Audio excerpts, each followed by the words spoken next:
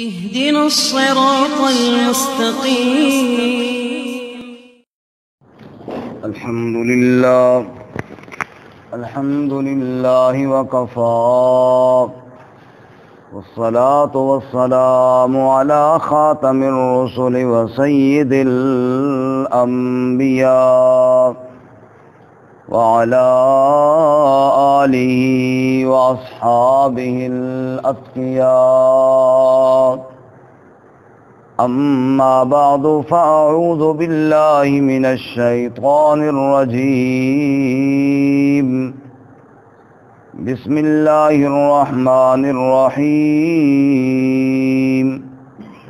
الحمد لله رب العالمين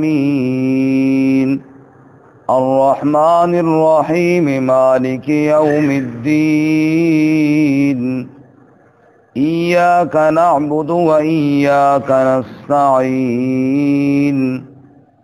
اهدنا الصراط المستقيم صراط الذين أنعمت عليهم غير المغضوب عليهم ولا الضالين.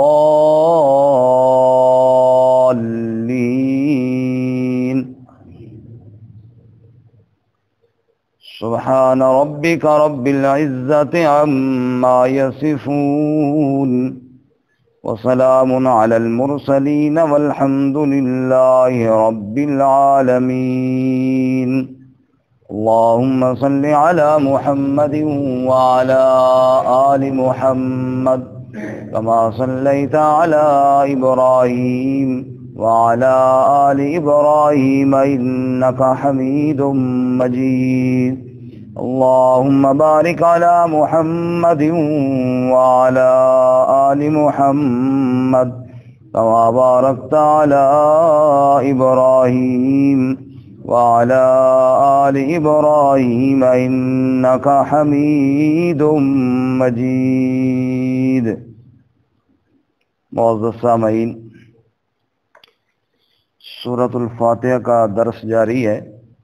اللہ تعالیٰ صحیح بیان کی توفیق عطا فرمائے اور ہمیں قرآن و سنت پر عمل کرنے کی توفیق عطا فرمائے. اس سے قبل آپ حضرات نے سنا اللہ رب العزت نے ایک دعویٰ بیان فرمایا. ساری تعریفیں اللہ کے لیے ہیں، اس پر دلائل دیے.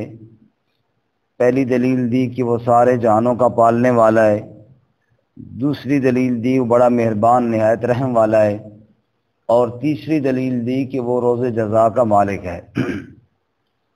جب پالنے والا بھی اللہ، جب رحمان اور رحیم بھی اللہ، جب مالک یوم الدین بھی اللہ، تو پھر اے بندے تو کہے ایاک نعبد و ایاک نستعین، اے اللہ ہم تیری ہی عبادت کرتے ہیں اور تجھ ہی سے مدد مانگتے ہیں. تو گویا کہ سارے دلائل کا خلاصہ یہاں آ کر نکالا کہ جب یہ سب کچھ کرنے والا اللہ ہے تو پھر عبادت کے لائق بھی اللہ تعالیٰ ہی ہے. تفسیر ابن کثیر میں ہے کہ فاتحہ قرآن کریم کا خلاصہ ہے اور اس کا خلاصہ اس مقام پر ہے، یعنی ایاک نعبد و ایاک نستعین میں.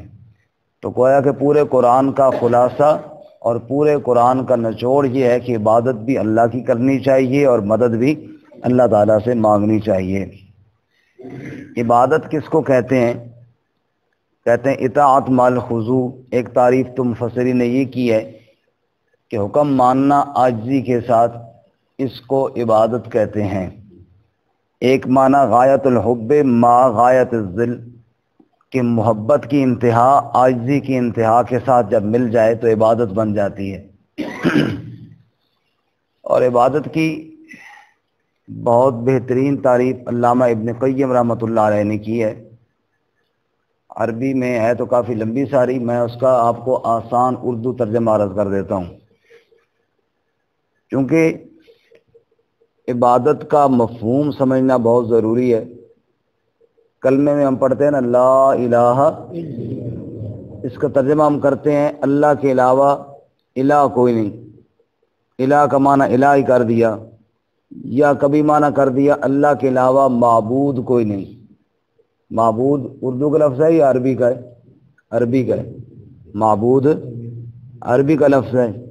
اب معبود کا معنی اگر بہت کیا تو کہا عبادت کے لائق. عبادت پھر عربی کا لفظ ہے. بعض دفعہ معنی کر دیتے ہیں جی اللہ کے علاوہ پرستش کے لائق کوئی نہیں. پرستش تو فارسی کا لفظ ہے. کبھی کہہ دیا اللہ کے علاوہ پوجا کے لائق نہیں. پوجا کیا ہے؟ ہندی کا لفظ ہے. تو آپ جانتے ہیں کہ جناب رسول اللہ صلی اللہ علیہ وسلم نے جب لا الہ الا اللہ کہا تھا تو اپنے بیگانے ہو گئے. لوگوں نے پتھر مارنے شروع کر دیے. حالانکہ لا الہ الا اللہ میں آپ نے یہ تو نہیں کہا تھا جو 360 تم نے لٹکائے ہوئی ہیں یہ کچھ نہیں کر سکتے, ان کو باہر نکال کے پھینکو. یہ لفظ تو آپ نے نہیں کہے تھے. صرف لا الہ الا اللہ ہی کہا تھا تو وہ سارے جھگڑے پڑ گئے, کیونکہ وہ الہ ان کی اپنی زبان کا لفظ تھا اور اس کا سارا مکمل مفہوم وہ سمجھتے تھے. اور ہماری زبان کا لفظ معبود بھی نہیں, اللہ کے علاوہ کوئی معبود نہیں, یہ ہماری زبان کا لفظ نہیں, اس لیے ہمیں معبود کا پورا مفہوم نہیں پتہ. اسی لیے اگر یوں کہا دیا جائے اللہ کے علاوہ عبادت کے لائق نہیں, ہمیں یہ بھی پورا پتہ نہیں. یہی وجہ ہے کہ ہم یہ کلمہ بھی پڑھتے ہیں, یہ لفظ بھی کہتے ہیں کہ عبادت کے لائق کوئی نہیں, معبود کوئی نہیں, اور پھر ساتھ شرکیہ اعمال بھی ہوتے ہیں, چونکہ اس کا مفہوم پتہ نہیں ہے. علامہ ابن قیم رحمۃ اللہ علیہ نے عبادت کی جو تعریف کی ہے ذرا وہ ذہن میں رکھنا. فرمایا کہ عبادت کس کو کہتے ہیں, معبود کون ہوتا ہے. کہ اگر آپ کسی ہستی کے بارے میں, یہ ذہن میں رکھنا, کسی ہستی کے بارے میں, اللہ تعالیٰ کی بات نہیں ہو رہی, کسی ہستی کے بارے میں اگر آپ نے دو نظریے قائم کیے. نمبر ایک کہ اس کو غیبی غلبہ حاصل ہے, وہ جانتا ہے غیبانہ طور پر. نمبر ایک وہ یعنی غیبی غلبہ حاصل ہے, غیبانہ طور پر جانتا ہے. نمبر دو وہ قدرت اور تصرف بھی رکھتا ہے. تو یہ دو نظریے رکھنے کے بعد آپ جو عمل بھی کریں گے, جو عمل بھی, وہ عبادت بن جائے گا. مثال کے طور پہ اللہ تعالیٰ مجھے دیکھ رہا ہے, میں اگرچہ نہیں دیکھ رہا لیکن اللہ مجھے دیکھ رہا ہے, اور اتنا دیکھ رہا ہے کہ میری دل کی دھڑکنوں سے بھی واقف ہے, میرے دل کی نیت اور ارادے کو بھی دیکھ رہا ہے اور جان رہا ہے. اور اللہ تعالیٰ مکمل تصرف, اختیار اور قدرت بھی رکھتا ہے. یہ دو نظریے رکھ کے میں اللہ تعالیٰ کے سامنے کھڑا ہو جاؤں, میں جھک جاؤں, میں سجدہ کروں, جو بھی حرکت کروں, یہ اللہ کی کیا بن جائے گی؟ عبادت بن جائے گی. اور یہ دو نظریے کسی ہستی کے بارے میں رکھ کے کروں تو اس کی عبادت بن جائے گی. اب میں استاد کے سامنے بھی بیٹھتا ہوں جیسے تشہد میں بیٹھتا ہوں, میں ماں باپ کے سامنے بھی بیٹھتا ہوں جیسے تشہد میں بیٹھتا ہوں, لیکن وہ عبادت نہیں بنتی. کیوں؟ کہ میرا یہ نظریہ نہیں ہے استاد کے بارے میں, میرا یہ نظریہ نہیں ہے ماں باپ کے بارے میں. اگر میں یہ نظریہ رکھ لوں تو عبادت بن جائے گی. اب بات سمجھ میں آئی؟ لا الہ الا اللہ, اللہ کے علاوہ عبادت کے لائق کوئی نہیں, یعنی اللہ کے علاوہ میرے حالات کو جانتا کوئی نہیں, اللہ کے علاوہ کوئی کچھ کر سکنے کی طاقت نہیں رکھتا. بات سمجھ میں آئیے؟ اب جب آپ نے فرمایا نا لا الہ الا اللہ کہو تو وہ سارے مخالف کیوں ہو گئے؟ وہ ہے کہ وہ سمجھ گیا کہ یہ کہہ رہے ہیں کہ اللہ کے علاوہ کوئی کچھ نہیں جانتا, اللہ کے علاوہ کوئی کچھ نہیں کر سکتا. آسان لفظوں میں یہ ہے. اس لیے وہ سمجھ گئے کہ یہ خود بخود یہ بات سمجھ میں آ گئی, یہ جو 360 ہیں یہ کچھ نہیں جانتے, یہ کچھ نہیں کر سکتے, تو وہ جھگڑا پڑ گیا. اور قرآن کریم میں اللہ تعالیٰ کے نے ارشاد فرمایا 23واں پارہ سورۃ الصافات میں, انہم کانوا اذا قیل لهم لا الہ الا اللہ یستکبرون ویقولون ائنا لتارکو آلہتنا لشاعر مجنون. جب میرے نبی ان کے سامنے لا الہ الا اللہ کہتے ہیں نا, تب وہ جھگڑا ڈالتے ہیں اور آپ کو شاعر اور مجنون کہتے ہیں. جھگڑا اصل میں لا الہ الا, ورنہ اللہ کو تو مانتے تھے, اللہ تعالیٰ کو مانتے. آپ ذرا نکالیں 11واں پارہ نکالیں، سورہ یونس نکالیں، اگر دیکھیں گے تو بات سمجھ میں آئے گی. صفحہ نمبر ہے 192، 192 192 صفحہ ہے. آیت نمبر 30 ختم ہو رہی ہے، 31 شروع ہو رہی ہے. 11واں پارہ سورہ یونس، آیت نمبر 31.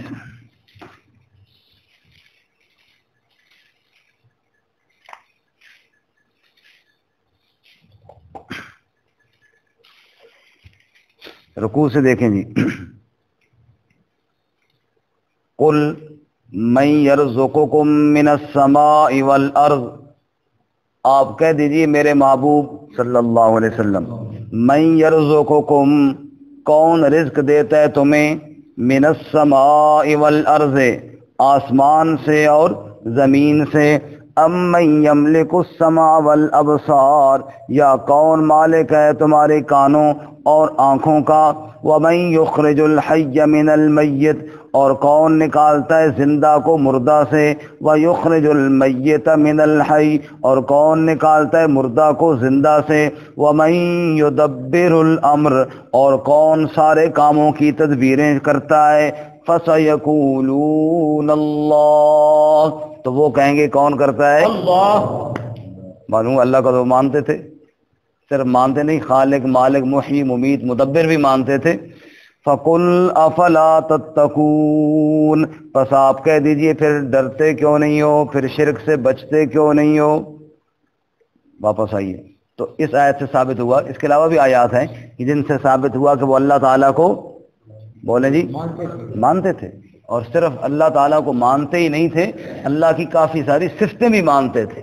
پھر بھی مشرک، پھر بھی نبی پاک صلی اللہ علیہ وسلم کے ساتھ جھگڑا، کیونکہ وہ یہ نہیں مانتے تھے کہ اللہ کے علاوہ کوئی جانتا نہیں، اللہ کے علاوہ کوئی کچھ کر نہیں سکتا، اس لیے پھر وہ کیا بنے، مشرک بنے، لا الہ الا اللہ میں جھگڑا ڈالا اور اللہ کے نبی صلی اللہ علیہ وسلم کے ساتھ کیا کر دی، مخالفت کر دی. آج ہمارے اندر بھی ہوئی. وہی بات ہے. تو ایاک نعبد میں، اے اللہ تیری ہی ہم عبادت کرتے ہیں. اب عبادت کا مفہوم ذہن میں رکھنا، اے اللہ ہم یہ جانتے ہیں، ہمارا یہ عقیدہ ہے تیرے علاوہ جاننے والا بھی کوئی نہیں، تیرے علاوہ قدرت والا بھی کوئی نہیں. ایاک نعبد، اے اللہ ہم تیری ہی بات. اچھا، اب وہ مشرکین مکہ جو تھے وہ یہ اللہ تعالیٰ کو مانتے بھی تھے اور کافی ایسے اچھے اعمال بھی کیا کرتے تھے. مثلا قرآن کریم میں اجعلتم سقایت الحاج وعمارت المسجد الحرام، حاجیوں کو ستو پلانا اور مسجد حرام کی تعمیر کرنا، یہ کوئی تھوڑا عمل تھا، اور اتنا اونچا عمل تھا، اتنا اونچا عمل اور اتنے اخلاص کے ساتھ کہ حتیم باہر کیوں ہے، انہوں نے کہا بیت اللہ بنانا ہے، مشرکین نے کہا، لیکن اس میں پیسہ حلال کا ہونا چاہیے، کوئی مشکوک روپیہ اس میں نہیں ہونا چاہیے. اب ہر ایک نے اپنی محنت کی، مزدوری کی، اس سے پیسہ کمایا، اور وہ بالکل خون پسینے کی کمائی جس کو ہم کہتے ہیں وہ لے کر آئے بیت اللہ میں اس کی تعمیر کے لیے. اب وہ پیسے جو دیکھے تو پیسے کم تھے، پورا چھت نہیں پڑتا تھا، انہوں نے کہا چھت تھوڑا کم کر دو، باہر نکال دو حصہ، لیکن مشکوک پیسہ اللہ کے گھر میں نہیں لگنا چاہیے. آج ہم میں اتنا کتنا تقویٰ ہے کسی کے اندر؟ ہم بھی چندے کے لیے اپیل کرتے ہیں، ہم نے کبھی کہا بھی خیال کرنا بھائی کوئی مشکوک پیسہ نہ دینا، نہیں، لیکن انہوں نے اتنی احتیاط کی اس میں. لیکن یہ اب ایمان سے بتاؤ یہ کس کے لیے کر رہے تھے؟ اللہ کے لیے کر رہے تھے نا، لیکن اس کے باوجود مشرک.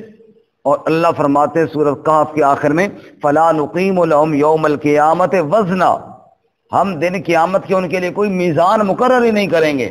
حَبِطَتْ أَعْمَالُهُمْ، سارے اعمال ان کے ضائع ہو گئے. تو معلوم ہوا کچھ مسئلہ تو ہے نا، کوئی شرک ایسا مسئلہ تو ہے نا کہ جس نے سارے اعمال ضائع کر دیے، سارے اتنے اونچے اونچے عمل جس نے برباد کر دیے. اب سوال پیدا ہوتا ہے کہ وہ کیا چاہتے تھے، وہ کیا نظریہ رکھتے تھے کہ اتنے اونچے اعمال کرنے کے باوجود بھی ان کے سارے اعمال ضائع اور ان کے اعمال برباد ہو گئے. اصل مسئلہ کیا تھا، رولا کیا تھا بیچ میں، وہ ذرا آپ دیکھیے سورہ یونس ہی دیکھیے، 11ویں پارے میں پھر جائیں. سورت کا نام ہے سورہ یونس، پارہ نمبر 11.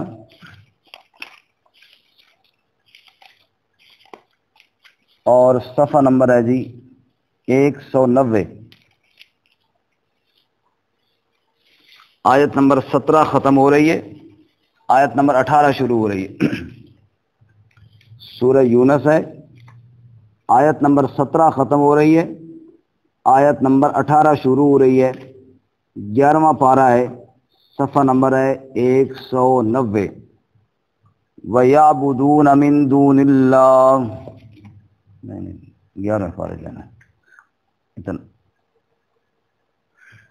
وَيَعْبُدُونَ مِن دُونِ اللَّهِ، اور وہ عبادت کرتے ہیں اللہ تعالیٰ کے علاوہ، مَا لَا يَضُرُّهُمْ، عبادت کرتے، عبادت کا مفہوم ذہن میں رکھنا، اللہ کے علاوہ علم والا بھی سمجھتے ہیں، قدرت والا بھی سمجھتے ہیں، اللہ کے علاوہ اور علم والا اور قدرت والا سمجھنے کے بعد جو عمل کریں گے وہ کیا بن جائے گا؟ عبادت۔ جو عمل بنے گا وہ عبادت بن جائے گا۔ وَيَعْبُدُونَ مِن دُونِ اللَّهِ، اور اللہ کے علاوہ عبادت کرتے ہیں، مَا لَا يَضُرُّهُمْ، جو ان کو نقصان بھی نہیں پہنچا سکتے، وَلَا يَنفَعُهُمْ، اور نفع بھی نہیں پہنچا سکتے۔ کیا نظریہ ان کا، کیوں کرتے ہیں؟ وَيَقُولُونَ، اور وہ کہتے ہیں، هَؤُلَاءِ شُفَعَاؤُنَا عِندَ اللَّهِ، یہ ہمارے سفارشی ہیں اللہ کے ہاں، یہ ہمارے کیا ہیں؟ شفاعنا، سفارشی ہیں۔ اللہ جیسا نہیں مانتے تھے، اللہ جیسا نہیں مانتے تھے، کہتے تھے ہم صرف ان کے سامنے اس لیے جھکتے ہیں کہ بس یہ ہمیں اللہ کے قریب کر دیں گے۔ اب جب انہوں نے کہا یہ ہمارے سفارشی ہیں اللہ کے یہاں، اللہ کا جواب سنو، قل، کہہ دے میرے محبوب صلی اللہ علیہ وسلم، اتنبئون اللہ، کیا تم اللہ کو خبر دیتے ہو، بما لا یعلم، جو اللہ نہیں جانتا، نعوذ باللہ، تم بڑے آئے ہو سمجھدار، اللہ کو بتا رہے ہو یہ سفارشی ہیں، اللہ نے سفارشی بنایا کوئی نہیں ہے۔ بما لا يعلم في السماوات ولا في الارض، جو وہ نہیں جانتا آسمانوں میں اور نہ زمین میں، سبحانہ، وہ پاک ہے، وتعالی عما یشرکون، اور بلند ہے اس سے جو وہ شریک بناتے ہیں، جو وہ شریک، جو کہتے ہیں ہم ان کے سامنے جائیں گے، یہ ہمیں دیکھیں گے کہ ماشاءاللہ صاحب تشریف لا چکے ہیں اور یہ آ کے بڑی عاجزیاں کر رہے ہیں، پھر ان کو اتنا تصرف اور اختیار حاصل ہے کہ وہ اللہ کے سامنے ہماری یہ فریاد پہنچا دیں گے، یہ علم بھی ہے ان کو ہمارے آنے کا، ہمارے سجدوں کا، ہماری پکاروں کا، یا جو بھی ہم عمل کر رہے ہیں اس کا، اور ان کو اتنا اختیار بھی ہے کہ ہماری عرضیاں رب تک پہنچا کے ہمیں رب کے قریب کر دیں گے۔ رب کہتا ہے سبحانہ وتعالی عما یشرکون، یہ شرک ہے اور اس شرک سے اللہ پاک ہے، اس شرک سے اللہ کیا ہے؟ واپس ہے۔ ایاک نعبد، تم یوں کہو اے اللہ ہم تیری ہی عبادت کرتے ہیں، ہم تیری ہی عبادت کرتے ہیں، ہم نہیں کہتے کہ ہم کسی اور کے سامنے کریں گے پھر وہ ہمارے حالات کو دیکھے گا پھر وہ آگے جا کے سفارش کرے گا، نہ، ایاک نعبد، بولو ایاک نعبد، اے اللہ ہم تیری ہی عبادت کرتے ہیں۔ اچھا، اب یہ دو نظریے جو ابھی میں نے آپ کو بتائے ہیں، علم والا اور سارے بولے نا جیسا کہ یاد ہے، علم والا اور قدرت والا، تصرف، قدرت، اختیار، یہ دو نظریے رکھ کے آپ جو بھی عمل کریں گے وہ کیا بن جائے گا؟ بولو، عبادت بن جائے گا۔ جو بھی عمل کریں گے وہ کیا بن جائے گا؟ طواف کرتے ہیں وہ بھی عبادت ہے، سجدہ کرتے ہیں، ضروری نہیں کہ سجدہ ہی کرنا ہے، ضروری نہیں کہ سجدہ ہی، جو عمل بھی کرتا، طواف و دوڑ رہا ہے وہ بھی عبادت ہے، حجر اسود کو ہاتھ لگا رہا ہے، چوم رہا ہے وہ بھی عبادت ہے، اور رکن یمانی پہ ہاتھ پھیر رہا ہے تو وہ بھی عبادت ہے۔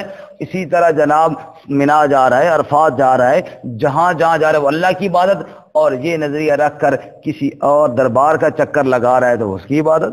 اگر وہ اس کا یہ نظریہ ہے کہ وہ جناب جان رہا ہے، وہ دیکھ رہا ہے اور دیکھ کر خوش ہو رہا ہے تو وہ کیا ہو جائے گا؟ اس کی عبادت بن جائے گی۔ یہ جاننے والا نظریہ۔ ایمان سے بتاؤ، اگر میرا یہ نظریہ ہو کہ میں جس دربار پہ جا کے چکر لگا رہا ہوں، جس قبر کے ساتھ چکر لگا رہا ہوں، اس کو چوم رہا ہوں، وہاں جا کے دیگے بانٹ رہا ہوں، اگر یہ نظریہ ہو کہ اس کو پتہ ہی کوئی نہیں، نہ وہ کچھ کر سکتا ہے، نہ اس کو میرا پتہ ہے، نہ وہ کچھ کر سکتا ہے، بتاؤ پھر یہ سارے میلے ٹھیلے لگیں گے؟ نہیں لگیں گے۔ یہ نظریہ تو ہے نا بیچ میں کہ جناب وہ حضرت جی دیکھ رہے ہیں، وہ حضرت جی بڑے خوش ہو رہے ہیں، کباشو دیگیں تقسیم ہو رہی ہیں اور جناب مٹھائیاں بٹ رہی ہیں اور جناب پتہ نہیں کیا سے کیا کام ہو رہا ہے، لیکن یہ نظریہ بیچ میں ہوتا ہے نا کہ وہ حضرت جی خوش ہو رہے ہیں، وہ دیکھ رہے ہیں۔ اگر یہ نظریہ بیچ سے نکال دیا جائے پھر کون جا کے کرتا ہے؟ ہاں پھر سنڈا چھوڑو، پھر تو جناب ککڑ بھی کوئی نہ دے، سمجھ آئی ساری باتیں۔ تو یہ نظریہ بیچ میں ہے نا آخر، ایاک نعبدو، اے اللہ ہم تیری ہی عبادت کرتے ہیں، یہ نظریہ ہم تیرے علاوہ کسی میں نہیں مانتے۔ اچھا، اب جب یہ عقیدہ ہم نے رکھ لیا علم اور قدرت والا، اس کے بعد جو عمل کریں گے، بعض اعمال ایسے ہوں گے جن کا تعلق دل کے ساتھ ہوگا، بعض اعمال ایسے ہوں گے جن کا تعلق بدن کے ساتھ ہوگا، بعض ایسے ہوں گے جن کا تعلق زبان کے ساتھ ہوگا، بعض ایسے ہوں گے جن کا تعلق مال کے ساتھ ہوگا۔ وہ مالی عبادت بن جائے گی، بدن والی بدنی عبادت بن جائے گی، زبان والی زبانی عبادت بن جائے گی، دل والی قلبی عبادت بن جائے گی۔ جو عمل کرتے جائیں گے وہ کیا بنتا جائے گا؟ عبادت بنتا جائے گا۔ دل کے اندر آیا اخلاص، بھئی عمل کرنا ہے اللہ کی رضا کے لیے، یہ اخلاص دل کا عمل بن گیا۔ دل کے اندر آیا محبت، اللہ کی محبت میں یہ عمل کرنا ہے، یہ کیا ہو گیا جی؟ اللہ عبادت بن گئی، دل کی عبادت بن گئی۔ اتنے پیسے لگا کے حج کے لیے جو جاتے ہیں اور جناب راتوں کو اٹھ کے دعائیں مانگتے ہیں، یہ محبت میں ہی تو جا رہے ہیں، سمجھ آئی؟ محبت میں ہی تو جا رہے ہیں۔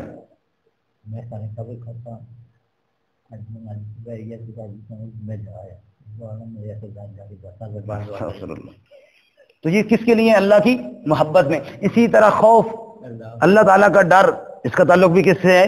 دل سے ہے۔ امید، اس کا تعلق بھی کس سے ہے؟ دل سے ہے۔ بھروسہ اور توکل، اس کا تعلق کس سے ہے؟ دل سے۔ بولو جی، دل سے ہے۔ تو یہ ساری قلبی عبادات بن گئی۔ قیام میں کھڑا ہو گیا، اس کا تعلق بدن سے ہے۔ رکوع میں جھک گیا، اس کا تعلق کس سے ہے؟ بدن سے ہے۔ سجدے میں چلا گیا، ہاتھ پھیلا لیے، یہ ساری بدنی باتیں بن گئیں۔ لیکن نظریہ پیچھے وہی رکھنا ہے، میں کھڑا ہوں قیام میں، اللہ دیکھ بھی رہا ہے، اللہ کر بھی سکتا ہے۔ میں جھک گیا ہوں، اللہ دیکھ بھی رہا ہے، اللہ جو چاہے وہ کر بھی سکتا ہے۔ اور زبان کے ساتھ میں پکار کر رہا ہوں، میں وظیفہ پڑھ رہا ہوں، میں دعا مانگ رہا ہوں، یہ زبان کی کیا بن گئی؟ بولیں جی، عبادت بن گئی۔ میں مال کے ساتھ قربانی کر رہا ہوں، زکوٰۃ دے رہا ہوں، صدقہ دے رہا ہوں، خیرات دے رہا ہوں، نظر نیاز منت منوتی کر رہا ہوں، یہ ساری مال کی کیا بن گئی؟ عبادت۔ یہ نظریہ رکھ کر جو عمل کرتا جاؤں گا وہ کیا بنتی جائے گی؟ ایاک نعبد، اے اللہ ہم تیری ہی عبادت کرتے ہیں، یہ نظریہ ہم تیرے علاوہ کسی میں نہیں رکھتے، یا اللہ تو ہی عبادت کے لائق ہے، تو ہی عبادت کے لائق ہے۔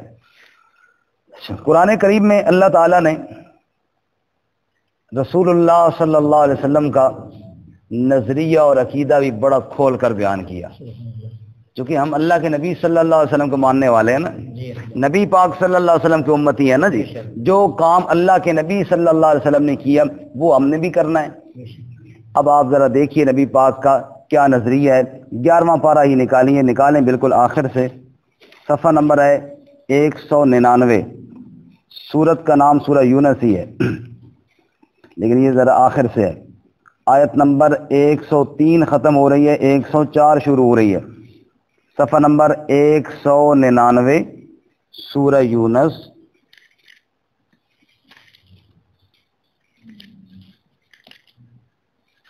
آیت نمبر 104۔